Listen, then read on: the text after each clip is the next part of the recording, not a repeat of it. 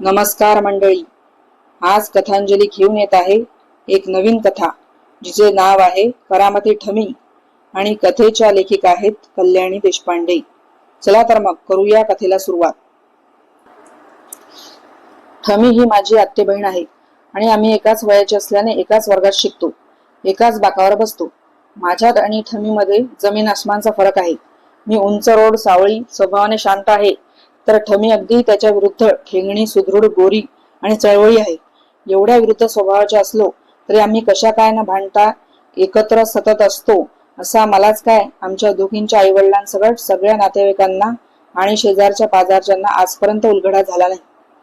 तिच्या आणि माझ्या स्वभावात कसा फरक आहे हे या उदाहरणावरून कळेल।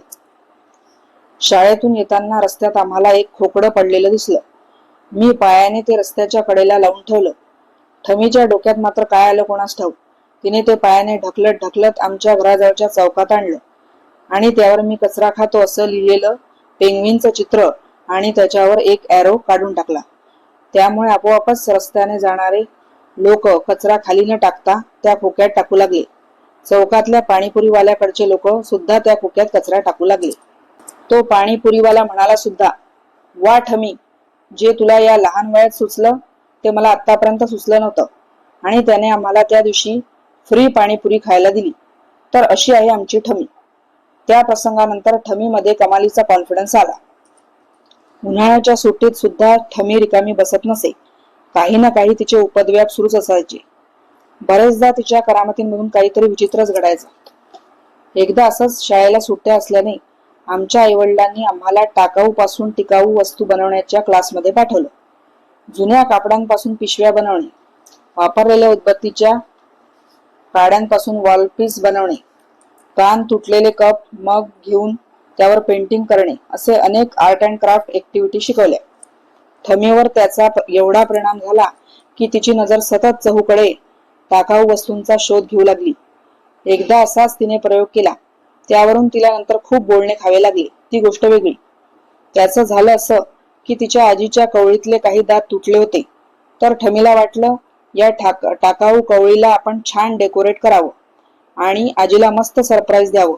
म्हणून बिचारीने RGB म्हणजे रेड, ग्रीन आणि ब्ल्यू अशा क्रमाने कवळीतले एकूण एक दात पेंट केले आणि जागेवर गुपचूप ठेवून दिली। दुसऱ्या दिवशी आजीने सकाळी नेहमीप्रमाणे कराग्रे वसती लक्ष्मी म्हटल्यावर कवळी लावली आणि सहज आरशात पाहिलं आणि ते कवळीचं डेकोरेशन बघून आजीने जोरात किंकाळी फोडून आजी पलंगावर पडली। आजीचा आवाज ऐकून तिची आई म्हणाली, म्हणजेच माझी आत्या म्हणाली, ठमे वात्रटे, काय केला हा उपद्व्याप? जोरात तिच्या अंगावर ओरडली, पण ठमी तापलेलं वातावरण बघून कधीच पसार झाली होती। काही वेळाने वातावरण निवळल्यावर ती घरी आली, तेव्हा तिच्या आईने यापुढे ती अशी फालतूगिरी करणार नाही असं तिच्याकडून वचन मागितलं। तिनेही अगदी ताठ उभं राहून हात पुढे करून तिच्या आईला वचन दिलं, मातोश्री, आम्ही आपणास वचन देतो की यापुढे अशी आगळीक कदापि होणे नाही। तिचा आविर्भाव बघून आत्याने तिला एक टपली मारून, चल निघ इथून चहाटळ कुठली असं म्हणून बाहेर पिटाळलं। 2-3 दिवस गेले चांगले शांतपणे, पण पुन्हा ठमी तिचं वचन विसरली आणि तिच्याच्याने आगळीक घडलीच। टाकाऊ पासून टिकाऊ हा आमचा क्लास सुरूच होता, त्यामुळे काहीतरी प्रयोग करून बघायची नसेल जिला खुमखुमी ती कसली ठमी। यावेळेस तिने असा प्रयोग केला की आम्ही हादरूनच गेलो।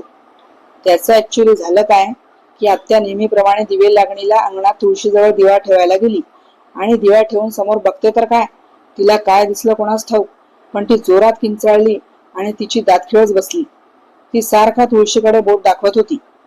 मग ठमीच्या बाबांनी अंगणात जाऊन बघितल्यावर त्यांना ठमीचे प्रताप कळले। नुकतीच संक्रांत झाल्याने बरेच सुगडे जमले होते, त्याच्यावर ठमीने आपली कलाकुसर जीव तोडून ओतली होती। तिने 6 सुगड्यांना डोळे, नाक, मिशा, कान, केस असं सगळं काढलं होतं।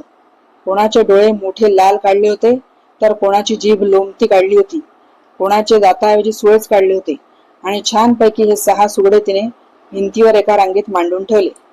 ते बघूनच आत्याची अशी अवस्था झाली होती। आत्याला जेव्हा तिचे हे प्रताप कळले तेव्हा तिच्या दणक्यांपासून वाचण्यासाठी ठमी आमच्याचकडे कॉटखाली लपून बसली होती।